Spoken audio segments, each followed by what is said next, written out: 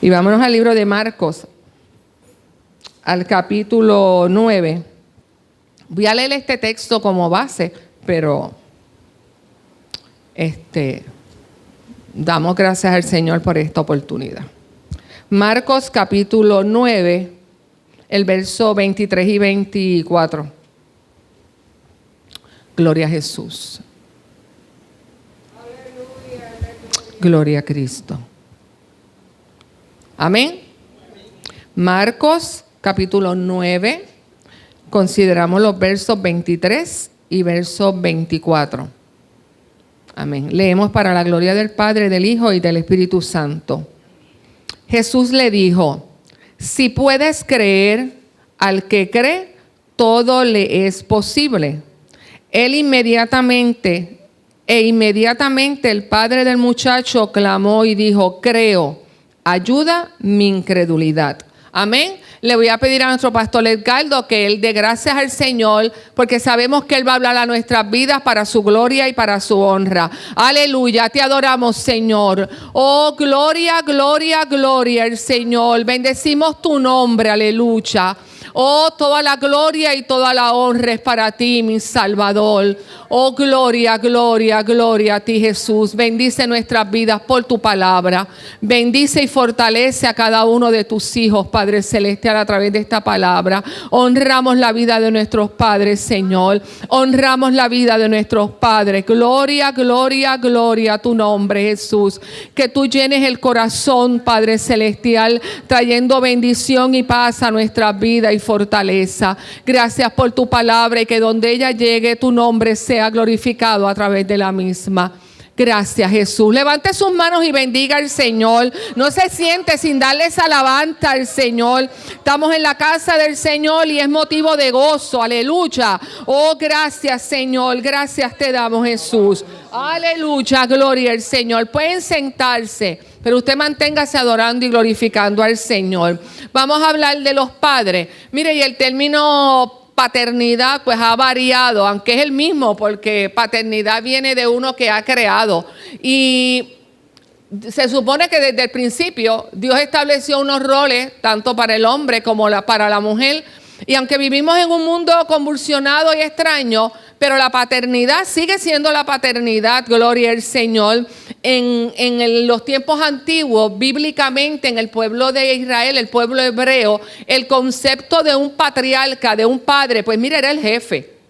Toda tribu, todo grupo, toda compañía, todo tenía un padre y ese padre se le veía como el jefe. Así que no había ningún movimiento si ese padre no estaba allí, si ese jefe no estaba allí. Así que a él se le daba esa potestad de dirigir, se le daba la potestad. Él era el que tenía el deber de proteger a esa comunidad, a esa familia, a esa tribu, a ese grupo. Cualquier movimiento de un grupo de viajeros, de un movimiento de una tribu, el padre era el responsable. Ellos tenían que dar apoyo, tenían que ser los proveedores y tenían que disciplinar. Mire todos los requisitos que tenía un patriarca en los tiempos bíblicos, gloria al Señor. Así que ese concepto de responsabilidad de criar al hijo, pues quizá hay muchos que no han cumplido con ese rol que Dios le ha dado. Y pues un día le darán cuenta al Señor por muchas razones.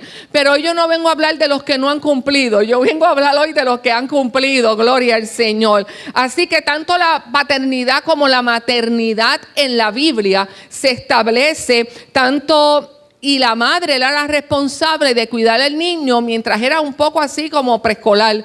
Pero luego que el niño estaba ya en edad de 5 años, un poco más, ya la educación de 6 años dependía totalmente del padre. Si usted va a Proverbios, hay un texto que me encanta porque cuando mi hermano nació, Jorge me dice, ya yo era novia de Jorge, imagínense. Y Jorge fue el que dijo, ay, póngale Lemuel porque me gusta ese nombre. Y mi hermano se llama Harry Lemuel porque mi papá quería Harry. Así que el muchachito tiene Harry Lemuel y cuando él escuchaba a Harry no tenía problema, pero cuando a Harry le decíamos Harry Lemuel, él sabía que había que correr porque estaba metido en problemas. Y las palabras en Proverbios 31:1 dice, palabra del rey Lemuel, la profecía con la que le enseñó su madre. Porque había una edad donde la educación de ese niño dependía totalmente de la madre. Pero luego, cuando el niño ya iba aumentando en edad, pues era el padre. Por eso el proverbista también decía, guarda, hijo mío, el mandamiento de tu padre. Quiere decir que era una educación compartida. Era una educación que estaba compartida tanto en la madre como en el padre, la enseñanza que había para el niño.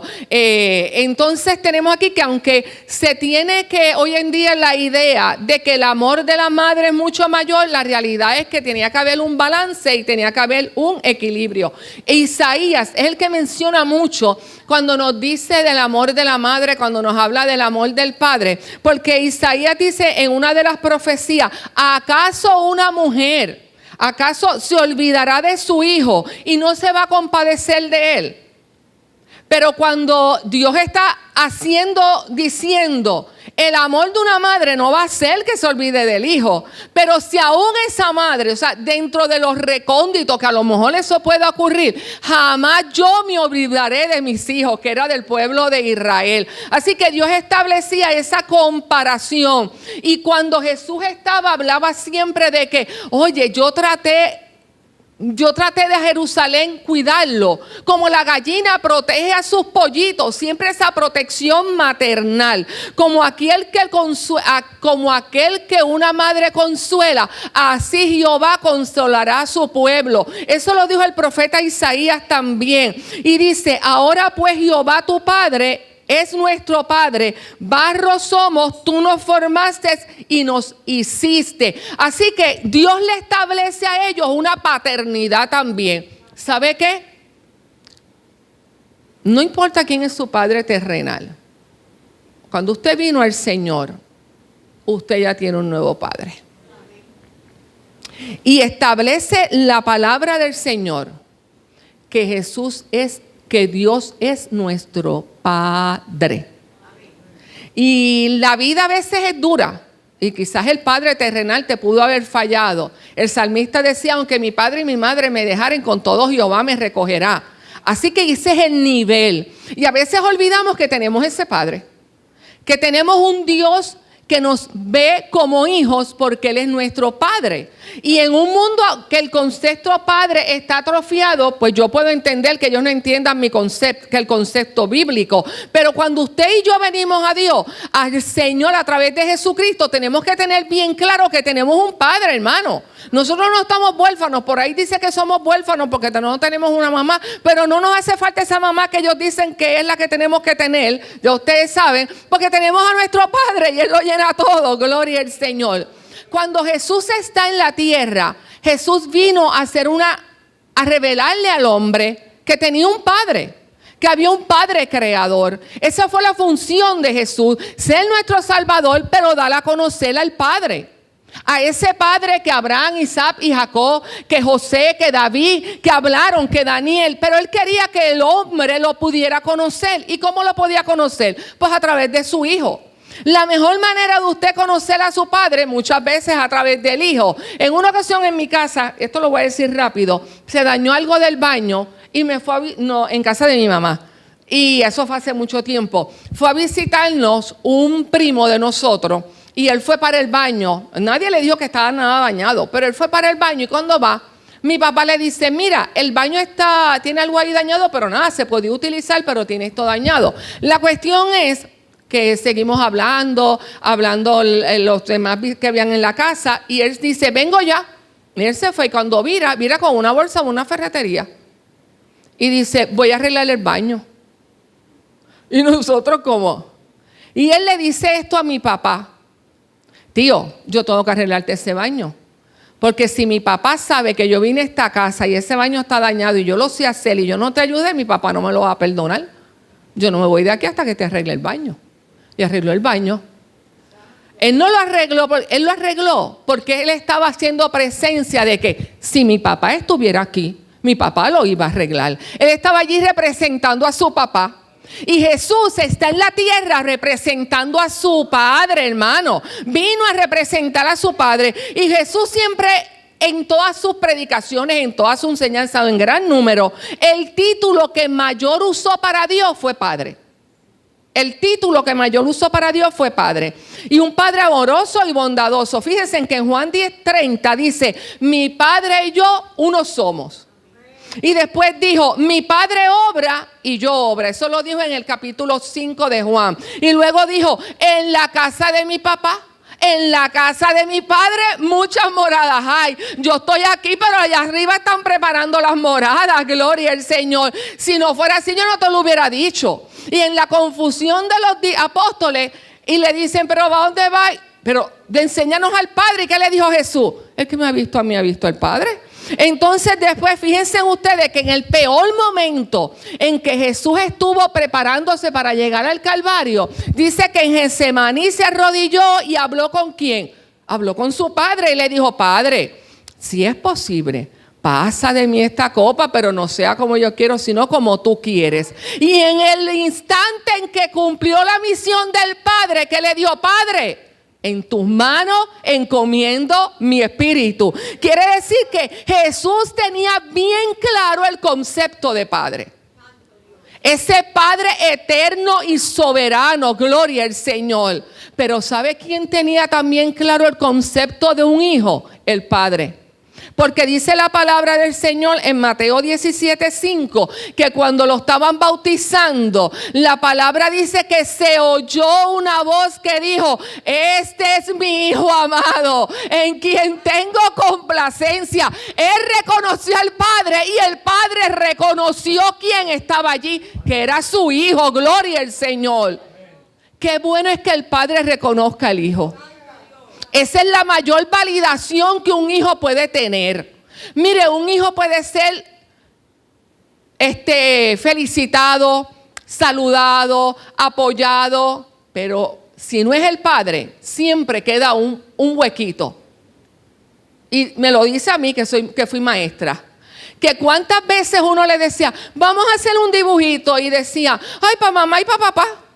Missy, dame dos, una para mi mamá y una para mi papá. Yo tenía estudiantes, tuve dos, que sus padres eran lo todo. Alison, que ya debe tener como 30 y pico de años. Era una niña hermosa. Y ese hombre era enfermero. Y ese hombre salía de trabajar, llegaba a la casa, porque la mamá no se quería despertar. Bañaba a Alison y la llevaba a la escuela. Y Alison tenía un pelo bien rizo, pero él le hacía un moño, algo le hacía a él, pero ella llegaba peinada. Alison siempre estuvo con ropa bonita. Y siempre nos decía, no, papá me va a comprar la ropa. Juan era la vida de Alison y Alison era la vida de Juan. Y tuve otro con distrofia muscular, Eduardo. Y Eduardo, su papá y su abuela eran el todo. Y Eduardo tenía muchas limitaciones para caminar. Pero cuando Eduardo veía que por allí entraba su papá, que era policía, los ojos le brillaban. Es que el hijo necesita la validación del padre. La hemos echado para el lado, pero el hijo necesita la validación del padre. A veces tenemos que mirar menos lo negativo y reconocer lo positivo. Y valide a sus hijos. Eso ellos no lo van a olvidar. Ese día que usted llegó allí y lo vio, eso no lo van a olvidar. Ese día que usted lo llamó, que no esperaba esa llamada, eso no lo va a olvidar. Padre, valida a tu hijo. Jesús validó al Padre, pero el Padre validó a Jesús. Gloria al Señor. Porque estaban claros en sus roles. Gloria al Señor. Fíjense en que el amor de Dios es superior, pero cuando Jesús habló del Padre, dijo, pero yo sé que aquí en la tierra, cuando en Lucas le dice, si un hijo a un padre le pide una piedra, ¿le va a dar pan? Claro que no. Si le pide un pescado, ¿le va a dar una serpiente? Claro que no. Si le pide un huevo, ¿le va a dar un escorpión? Pues no. Pues si vosotros siendo malos sabéis dar buenas dádivas, ¿cuánto más mi Padre Celestial dará el Espíritu Santo a los que lo piden? Usted tiene que estar confiado en que usted tiene un Padre maravilloso. Gloria al Señor. Y Jesús dejó bien claro establecida esta familia, siendo Dios nuestro Padre, cuando dijo que a todos los que le recibieron, a todos los que creyeron en su nombre, a eso le dio potestad de ser hechos hijos de Dios. ¡Qué maravilloso es el Señor! Usted tiene un excelente Padre, gloria al Señor. Pero mire, no. El único Padre perfecto es Dios. Es el único. Usted no, ni yo, Madre perfecta. Tenemos muchas deficiencias. Pero ese Padre perfecto no te va a obligar a ti a hacer nada. Va a llegar un momento que te va a dejar, porque te dio las herramientas para que tú tomes tu decisión. Usted y yo decidimos si Él sigue siendo nuestro Padre o no. Fíjense ustedes que un día un padre fue a buscar a su hijo y lo llamó. Y no lo encontró, pero si todos los días hablábamos, si todos los días teníamos comunicación, porque ahora no aparece porque está escondido. Y le dijo, mira, ¿dónde estás tú? Y aquel hijo le dijo, tuve miedo y me escondí. Pero ¿cómo que tuviste miedo y te escondiste? Si teníamos comunión. Porque aunque el Padre le dio todas las herramientas, es la base de la obediencia lo que mantiene esa buena relación. Y aquel hijo Adán, con aquella hija Eva, habían roto aquella relación, gloria al Señor. Gloria a Dios por Jesucristo que la restableció en la cruz del Calvario. Así que los tiempos han pasado, las épocas han cambiado. Y los otros días el pastor estaba hablando de qué generación. Ay, yo le tengo una noticia. Yo soy del siglo pasado. Así como usted me ve de joven, yo soy del siglo pasado. Y el pastor estaba hablando de las generaciones, ¿verdad? Que usted le preguntó a la más joven, a Saraí. Yo no las sabía, Saraí, pero mira, yo se las traje. Esto es unas notitas del saber, no tienen que ver nada con esto.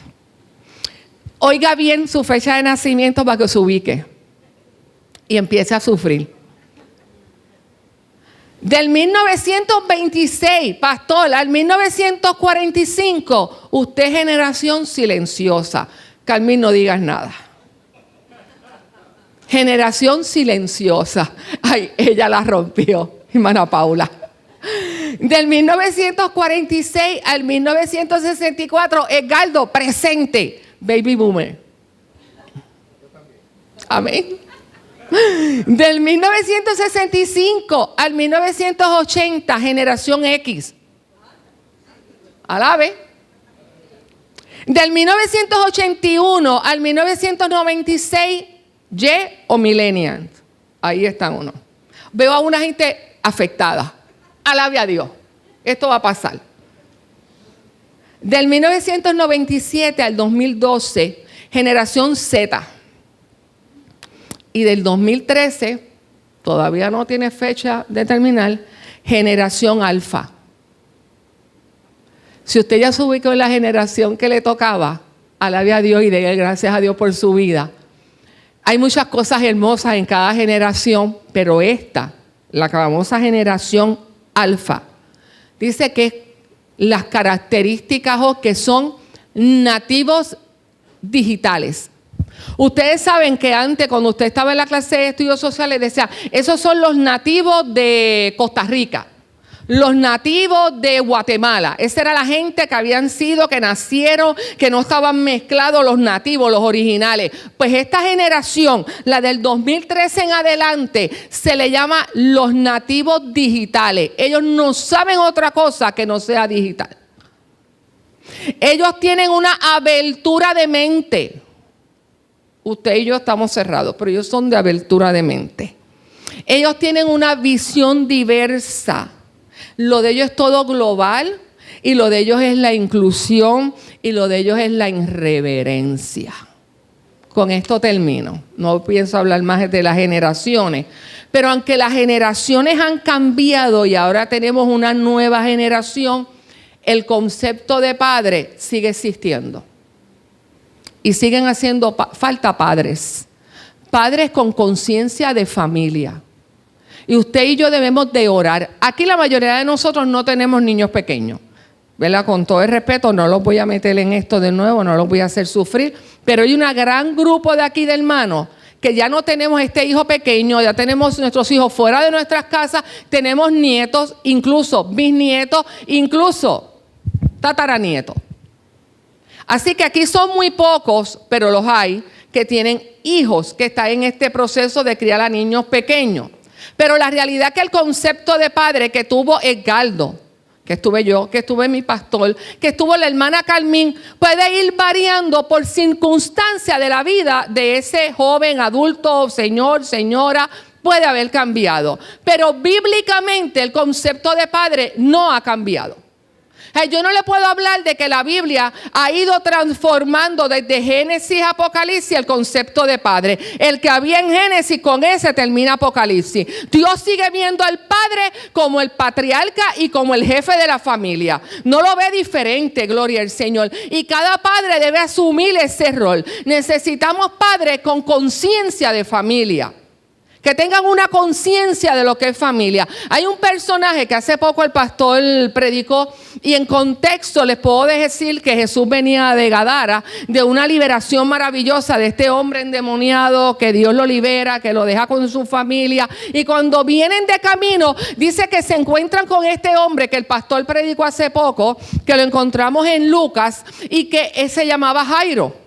Y que era un principal de la sinagoga. Eso era un puesto muy alto, era un hombre reconocido, era un hombre que tenía un título de respeto. Y el principal de la sinagoga, hace un tiempo atrás yo les prediqué que algunos libros de historia dicen que a veces habían alrededor de 480 sinagogas. O sea, no es que había una sinagoga, eran muchas, pero contaban con, y aún los pueblos más remotos tenían su sinagoga. Entonces dice que Jairo, en sus funciones tenía como principal de la sinagoga, cuidaba el edificio, preparaba los servicios, seleccionaban quienes iban a participar, lo que usted y yo llamaríamos hoy quienes van a participar en el culto, quién va a dirigir, quién va a cantar, quién va a predicar. Él se encargaba de organizarlo.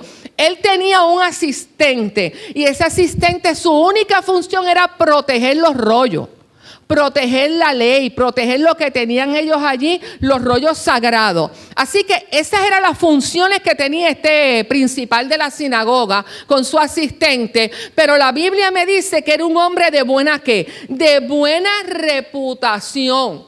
Era un hombre con conciencia de su trabajo, pero con conciencia de familia. Tener claro ese concepto puede cambiar la vida de tu hijo, puede cambiar la vida de tu hija, puede cambiar la vida de tus padres. Tener la conciencia de lo que es mi familia. ¿Sabe que hay gente que no lo tiene? Voy a hacer estas dos historias breves, rápido, porque el tiempo va corriendo y todavía queda algo más importante que les quiero decir. Pero yo conocí a una muchacha, ya tenía hija y hijo grande, y estábamos un día en una sala o en una cocina, estábamos haciendo algo, habíamos como 3 personas, y no sé, yo comenté y dije, mira, no, mañana yo no puedo, mañana es el Día de los Padres, y ella se echa a reír y dice, ay, qué Día de los Padres y Día de los Padres, y ella era bien jovial, ella era una señora joven, una muchacha joven, pero señora ya jovial, y me dice, tú sabes que cuando yo tenía, no recuerdo, y me dijo 11 años, no lo recuerdo bien, lo dijo al grupo, no a mí, yo no sabía quién era mi papá, me habían dicho el nombre, pero yo no lo sabía. Y un día, alguien en el barrio me dijo, mira, en aquel negocio está tu pai, vete para que lo conozca. Y ella dice que ella le dio una emoción tan grande, ella se llama María, Dios la bendiga. Y María me dice, a mí me dio una alegría tan grande que yo me fui corriendo porque ella era bien expresiva, ella tímida no era. Ella era bien expresiva y se fue corriendo y llegó al negocio y él estaba jugando dominó o algo con unas personas allí y ella entra, pero ella entró así porque ella era así y le dice, mira, hola, yo soy tu hija.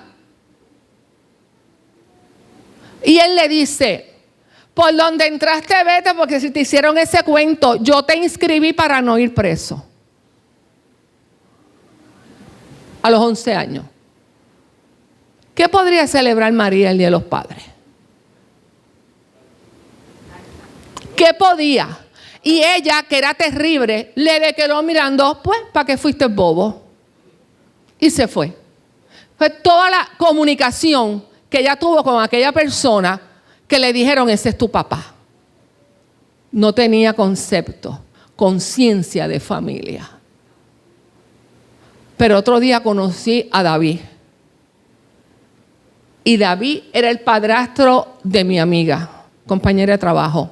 Y mi amiga tuvo 2 hijos y luego de mayor tuvo un tercer hijo.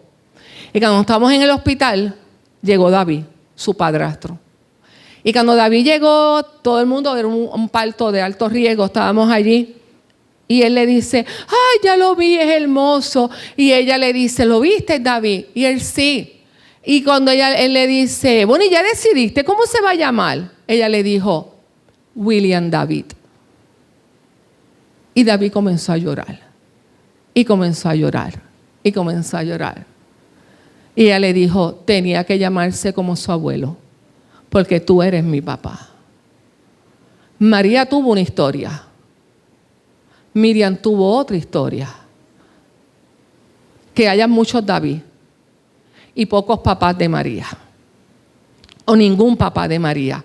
Jairo estaba claro, porque dice la Biblia que cuando estuvo en su casa o alguien le dijo, yo estaba en su casa, vamos a ponerlo en la casa, oyó que llegó Jesús al área y tuvo que correr, porque en esa casa había llegado la enfermedad. Había llegado un problema, había una hija enferma. Y Jairo no mandó a su asistente a que buscara a Jesús, al que cuidaba los trollos, no mandó a la esposa. ¿Usted se acuerda antes que los papás eran bien listos? Tú le decías a tu papá, mira papi, yo puedo ir para el río, pregúntale a tu mai. Ellos nunca asumían la responsabilidad. Mira, papi, lo que diga tu mai. Y tú decías, pero cuando él, porque ellos eran listos, ellos no, yo no voy a buscar un lío con el muchacho, que lo busque la mamá. Y uno tenía que enamorar a la mamá. Mami dijo que sí. Y papi decía, pues está bien, pues vete. Pues está bien, si tu mai dijo que sí, pues vete. Y si te caías en el río y llegabas con la cabeza, ay, allá tu mai que te mandó para el río. Y no asumían. Pero Jairo no. Jairo, su hija estaba enferma y ni mandó a la esposa, ni mandó a un criado, ni mandó al que cuidaba los rollos. Dice la Biblia que él fue donde Jesús y le pidió que fuera a su casa porque su hija estaba ¿qué? Porque su hija estaba enferma. Jairo no dijo, ay no, porque hoy hay culto, yo no puedo ir donde Jesús. Ay no, porque hoy tengo que estar en la sinagoga. Ay no, porque van a pintar la sinagoga. No, es que hay unas prioridades, tu hija está enferma. La prioridad del padre en ese momento era ¿quién? Era la hija enferma que tenía, porque hay que tener conciencia de ¿qué? Conciencia de familia. En este momento no había otra prioridad, había una enfermedad y había que buscar solución. Vivimos en una sociedad enferma. Vivimos en una sociedad enferma que es aunque yo le di ahorita los nombres de las generaciones, pero esta es una generación de confusión, de oscuridad, hermano. Y cuando hay oscuridad, ¿qué le pasa a la gente? De noche apague la luz de su casa y póngase a caminar. O se da un chichón, o se tropieza, o se lleva una uña, porque la oscuridad te hace caer, te turba. Ay, eso me sonó a Luma. Te turba, te confunde la oscuridad. La oscuridad te confunde. Pues esta generación, aparte de la oscuridad de Luma, está la oscuridad espiritual. Y esa es más terrible que la de Luma. Mira, hermano, no hay dirección, mi amado hermano. Y en la oscuridad se cometen errores. Y en la oscuridad hay accidentes. Y vivimos en una época donde lo que hay en la sociedad y nuestros hijos, nuestros nietos, todos estamos envueltos en esto. Donde, mire, hermano, cuando usted oye gente que dice, no, el género es una construcción social. Construyeron el género y ahora es, pues tú decides, mijo. No te voy a poner ni nombre. Cuando tú tengas 10 años me dices cómo te quieres llamar. Si María o Mario.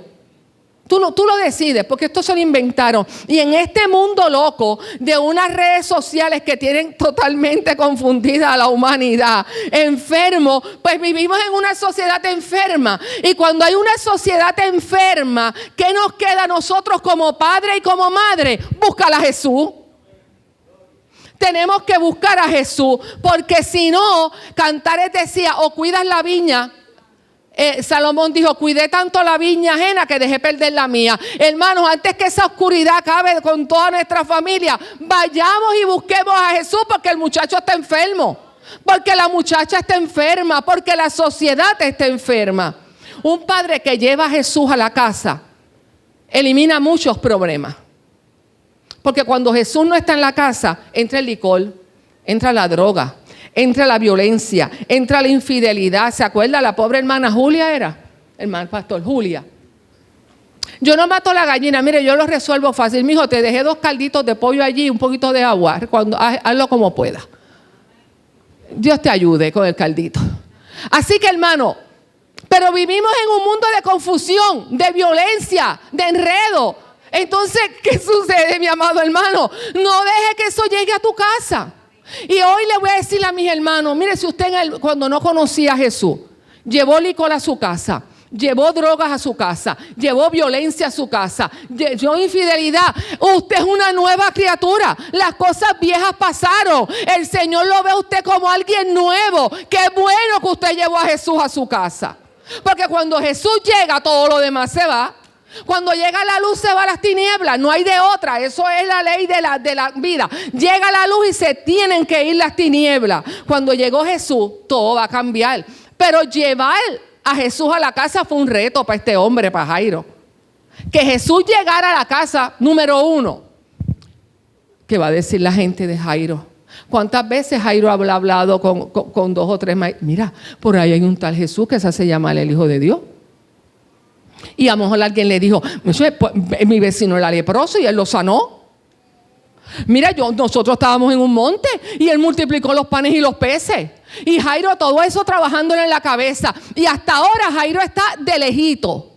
Pero cuando se le enferma la hija, ya no era de lejito, ya había que llevar a Jesús a la casa. No espero que se te enferme a la hija. Trata de siempre que Jesús llegue a tu casa. Y si llega a tiempo, gloria a Dios, Él siempre llega a tiempo. No espere, gloria al Señor. El reto del qué dirán. La gente se convierte y, ay, cuando mami lo sepa, ay, Dios mío, a mí que me enseñaron esto, mira, lleva a Jesús a tu casa. Lleva a Jesús a tu casa. Tenía el problema de la multitud. Todos querían estar con Jesús. Y para colmo, para el bien de esta mujer, pero para desesperación de Jairo, hay una mujer que toca el manto del vestido. Y a la mujer le dio con testificar. Y Jairo quería que se acabara el culto de testimonio porque quería llevar a Jesús a la casa. Y Jesús se le ocurre decir, ¿quién me ha tocado? Y la hermana empezó a testificar. Y el corazón de Jairo tiene que haber estado latiendo. Y habiendo, no testifiques más, déjame llevarlo a mi casa. Déjame llevarlo, pero la hermana testificó en el culto. Jairo mostró confianza, seguridad. Y, mire, era un hombre con temple. Porque yo empiezo a gritar, no, corre, vete a mi casa, ya la sanaste, vámonos. Pero Jairo se quedó tranquilo hasta que llegó lo que nadie quiere escuchar. Déjalo tranquilo. Y llegó de su familia, dice que alguien de la casa. No hay nada, deja al maestro aquí, ya tu hija murió. Y somos muchos los que en un momento hemos escuchado, ya no hay nada que hacer. Tu hijo está perdido, tu familia se destruyó, ya no vale la pena. Y nos traen esas noticias, ¿verdad? Y nos ponemos tan tristes. Que tu hijo está preso. Es que tu hijo se metió en un problema. Y esas noticias es que tu nieto, es que tu sobrino. Y esas noticias paralizan porque nosotros queremos a Jesús en nuestra casa, pero mira lo que está pasando. Y cuántas cosas pasarían por la mente, pero Jesús te dice hoy lo que le dijo a Jairo. No temas, cree. No temas, cree, y tu hija será salva. No temas. El temor viene del diablo. Señor lo reprenda. Pero Él vino a echar fuera todo temor. No temas, el temor nos nubla. Cree. Y hermano, muchas veces como padre nos hemos visto rodeados por la muerte. Pero hoy yo le digo, cree. Él siempre está ahí. Jesús va a llegar a la casa. Martín le dijo al papá, ay papá, yo hoy quiero ir solo a casa de mi abuela, porque todos los años su mamá y su papá lo llevaban en tren a casa de la abuela, lo dejaban allí y ellos viraban. Y ya Martín se sentía grande y le dice, no papi, vamos a hacer algo, déjame ir solo, ya yo puedo ir solo. Y el papá y la mamá lo discutieron, ok, puedes irte solo. Llegaron hasta la estación del tren, Martín motivado, voy por primera vez solo en el tren a quedarme con abuela. Abuela me está esperando. Pero cuando se despiden, se abrazan y Martín, está bien, yo lo sé, ya yo lo sé. ¿Estaba conocido esa historia de los hijos? Ay, mami, yo lo sé. Ay, mami, ya me lo dijiste. Ay, papi, ya, por favor. Eso todo lo hace. Así que Martín estaba con esa actitud. Se monta en el tren, los papás le dicen adiós, pero antes de montarse el papá en el oído le dice, te puse algo en el bolsillo y si te da miedo o tienes temor, lo sacas. Pero Martín está tan eufórico porque va solo en el tren que se olvidó ese pequeño detalle. Cuando va en el tren está mirando por la ventanilla ese viaje, pero de momento él ve que en el vagón de él entraron unos hombres discutiendo, gritando y como que había un poquito de temor. Y el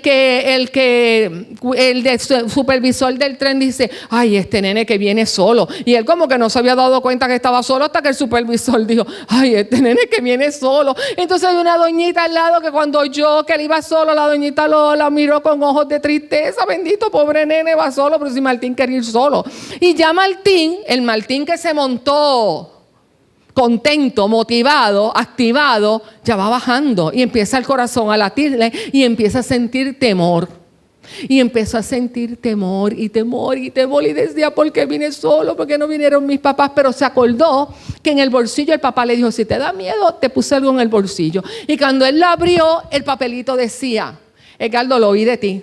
El papelito decía, Martín, estamos en el vagón de atrás. Soy tu papá. Estoy en el vagón de atrás. Nos creemos que Él no está, pero Él está. Gloria al Señor. Él ve tu lucha, Él ve tu tristeza, Él ve tu dolor. Él ve, mi amado hermano. Él va a llegar a tu casa. Él va a llegar a tiempo. Gloria al Señor. No pierdas la fe, querido Padre.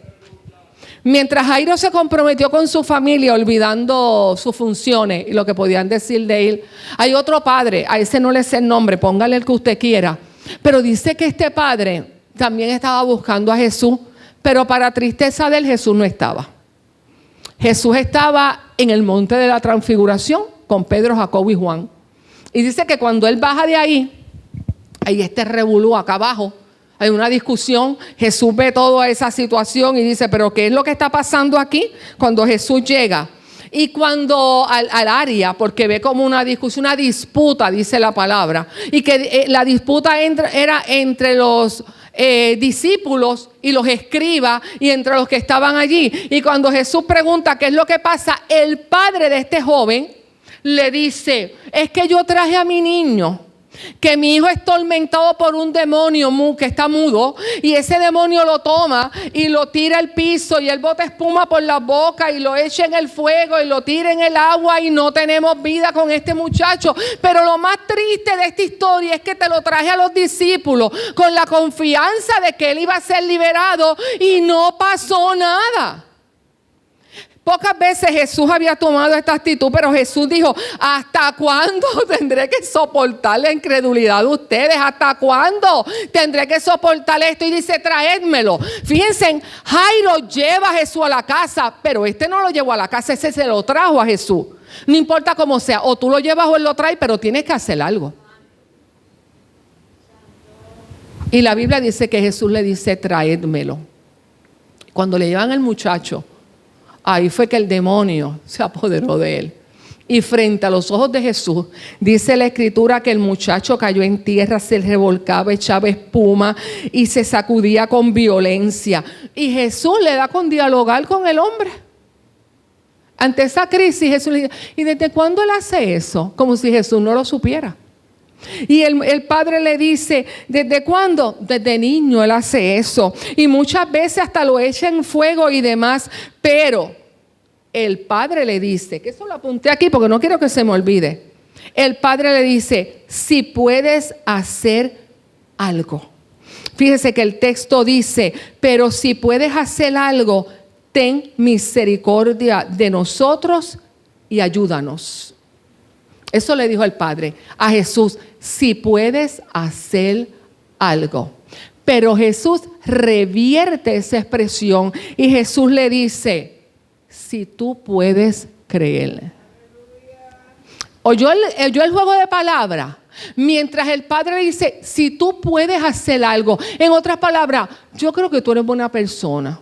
Yo creo que tú eres bueno y que tú de verdad lo quieres sanar. Lo que yo no sé si lo puedes sanar. Pero Jesús le dice al Padre, esto está en juego contigo. Es si tú puedes creer. Ay, pero qué bueno es ser sinceros con el Señor, porque sabe que Él no quiere una cantidad de fe muy grande. Incluso la Biblia dice que como un grano de mostaza, pero nada, esa es otra cosa. Jesús quiere algo muy importante, que tú creas, pero este hombre le habló con mucha sinceridad. Cuando le dice, yo creo. ¿Tú quieres que yo crea? Yo creo, pero ayuda a mi incredulidad. Y usted dirá, ¿por qué le habrá dicho eso a Jesús? Porque desde niño tiene este niño con este joven con este problema y lo trae donde los que representan a Jesús, a los que Jesús le dio autoridad, porque los que oraron por él, aquellos 9, Jesús le había dado ¿qué? Autoridad. Les había dado poder. ¿Y qué pasó? Se lo llevé a los que tú les has dado autoridad. Y yo vine con fe donde ti, pero tú no estabas, pero se los di a ellos. Pero mi fe está débil porque ellos no lo pudieron sanar.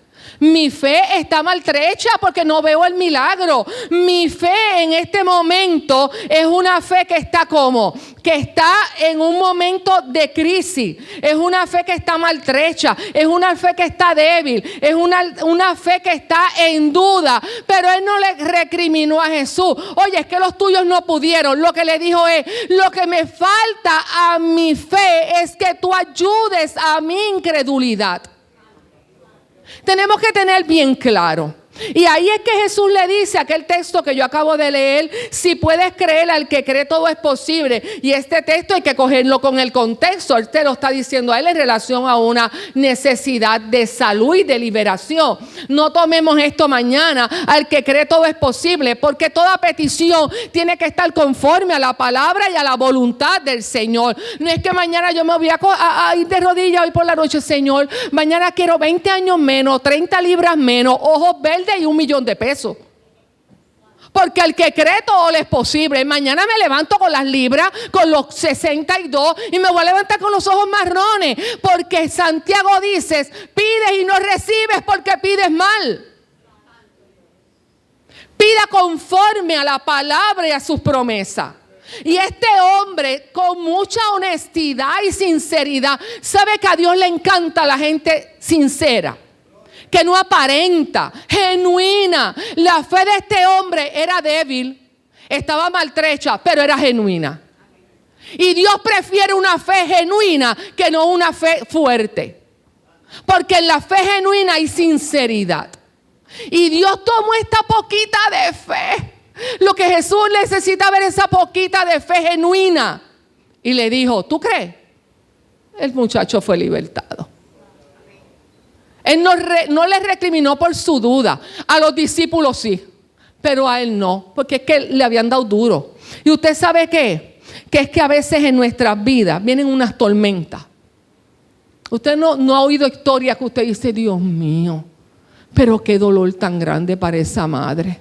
Ay, pero qué dolor tan grande para ese padre. Vienen unas circunstancias bien difíciles que golpean nuestra fe. Y nuestra fe tambalea. Y nuestra fe se debilita. Pero Jesús le dijo, yo prefiero tu fe debilitada, pero genuina. Esa pequeña fe debilitada, lo que lo iba a cambiar no era más fe, era sobre quién la iba a depositar. Ya la había depositado en unos y no dio resultado.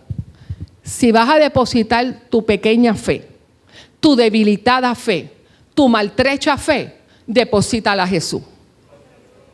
Si se la vas a poner a alguien, que no sea el psicólogo, que no sea el sistema, que no sea otra cosa, que no sea a Jesús. Hay gente con una fe debilitada y van al espiritista. Hay gente con una fe debilitada y van al psiquiatra. Hay gente con una fe debilitada y van a contarle la historia, quizás a otra persona. Tu fe debilitada, llévasela a Jesús. Llévasela a Jesús. Tus hijos, llévaselos a Jesús. Tu problema, llévaselo a Jesús. Aunque sea debilitada, que sea genuina. Que Él distingue que tu fe es genuina, gloria al Señor. Porque el hombre mira lo que está delante de sus ojos, pero Él ve tu corazón. Esa fe que te arrodillas noche tras noche y mencionas a tus hijos uno por uno, llévaselos a Jesús. Ay, Lizaide, es que cada día están peor. Esa fe debilitada, llévasela a Jesús. No te confundas de lugar. Llévasela a Jesús, querido Padre. Llévasela a Jesús, querida Madre. Llévasela a Jesús. Jairo tuvo que buscar a Jesús para que él fuera a su casa. En la mayor crisis, con la peor noticia, tu hija ha muerto. Cree solamente. Este hombre con una fe tan valiente, yo creo, pero ayuda a mi incredulidad. Arrodíllate con esa fe diciendo, yo creo. Yo creo. Dice la Biblia que aquel joven fue libertado en el momento. Querido Padre, involúcrate en la vida de tu familia. Involúcrate. Ay, que ya no son unos nenes pequeños, aunque sean mayores. Involúcrate en la vida de tus hijos. Esos padres que no son padres biológicos, pero son padres por elección, mis felicitaciones. Sigue involucrado. ¿Sabes cómo vas a ganar la batalla? De rodillas, esperándolo. ¿Sabes que yo me tengo que callar? Que yo tengo que terminar. Pero no me voy a ir sin contar esta historia. Prometo hacerla en un minuto. Es real. Se llama el joven Pablo Olivares. Pablo Olivares nació en un hogar cristiano. Mamá de fe. Búsqueda del Señor. Pero a Pablo siempre le gustó el mundo. Siempre le gustó lo malo. Le gustaba. Cuando tenía 14 años, amaba la música heavy metal. La amaba. Esa era su pasión. Su familia había muchos músicos, pero él no quería cantar coritos ni himnos en la iglesia. Él quería heavy metal. Y no puedo pensar en heavy metal en el culto. Y Pablo se rebeló. A los 14 y 15 años, un día dijo, me voy. Aquí no vivo más. Porque lo que yo quiero hacer, mami, tú no me dejas hacerlo. Y dice que cuando se fue de la casa a esa edad, él escuchaba los gritos de la mamá. Y cuando antes de irse, la mamá le dijo, sabes que en el mundo si te vas de aquí hay dos opciones. O te acercas a Dios o te acercas al diablo. Tienes que elegir. Y Pablo, mirando a la mamá, le dijo, escojo al diablo. Y se fue. Y él recuerda que cuando él se fue, lo oía a cuadras a la mamá gritando y llorando en la casa y decía, es tuyo Dios, tú me lo vas a devolver. Se fue. Estuvo 10 años sin saber de su familia. Se llenó de tatuajes, se hizo famoso, hizo una banda de heavy metal, viajó el mundo. Estaba empezando a tener lo que él quería. Él nunca le dijo a los 5 que andaban de la banda con él que su familia era cristiana y que él le habían enseñado el evangelio. Eso él ni lo mencionaba. Y sus 4 compañeros, los 4 eran ateos. Un día van a México a hacer una presentación y cuando la banda, él fue a comprar unos instrumentos musicales, ellos fueron secuestrados. Cuando fueron secuestrados, los llevan a un lugar, los ponen a todos en el piso y a él le habían quitado la camisa y él dice, no sé si era mi pelo largo, todos mis tatuajes, que uno de los secuestradores la cogió conmigo Y a los otros 4 no le daba puño ni le decía nada, pero a mí era puño y me daba y la tenía conmigo. Y le ponen un revólver aquí, uno de los secuestradores, y le dice, ¿tú crees en Dios? Pablo hacía 10 años que no mencionaba el nombre de Dios. Y aquel secuestrador le puso el revólver en la cabeza y dice, ¿tú crees en Dios? Y él le dijo, pasó un momento y él dice que él sintió un fuego. Él dice, aquí me voy a morir. Esto se acabó aquí. Y él que decía, ¿por qué a mí? Si hay 4 más que son 4 ateos, ¿por qué me pregunta a mí? Y el secuestrador con el revólver le dice, esto fue verídico. ¿Tú crees en Dios? Y él dice que él cerró los ojos esperando el tiro. Y él dice que no sabe cómo de lo profundo del alma de él dijo, sí, yo creo en Dios. Y cuando él abrió los ojos, que él está esperando el tiro, el secuestrador lo miró y le dijo, qué bueno que dijiste eso, porque si hubieras dicho que no creía en Dios, te iba a pegar un tiro. Tú hubieras muerto ahora mismo. Y como él era el más malo de los 5, él era como el más salvaje, el más que le gustaba la droga, el más que le gustaba el licor, el más que le gustaba la lujuria. Los otros 4 estaban asombrados cuando él dijo, yo creo en Dios. La cuestión es que ahí un revolú, llega la policía, es muy largo, esa otra parte no se la voy a dar. Ellos llegan, los rescatan. Y ahí él empieza a tener una revolución en su alma y en su espíritu. Él es argentino. Llega la noticia de ese secuestro a Argentina.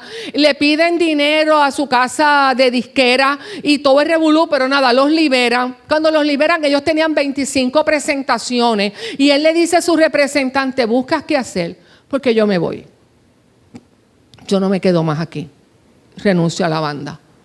Hizo todo eso y se va a Argentina. En Argentina lo reciben unos periodistas y le dice, mire, yo no quiero que me entrevisten, yo no quiero nada, yo me quiero ir. Yo no quiero, ya eso pasó, yo no quiero que hagan esa noticia. Y cuando va caminando, dice que por un largo pasillo, para salir de allí, ve a su mamá.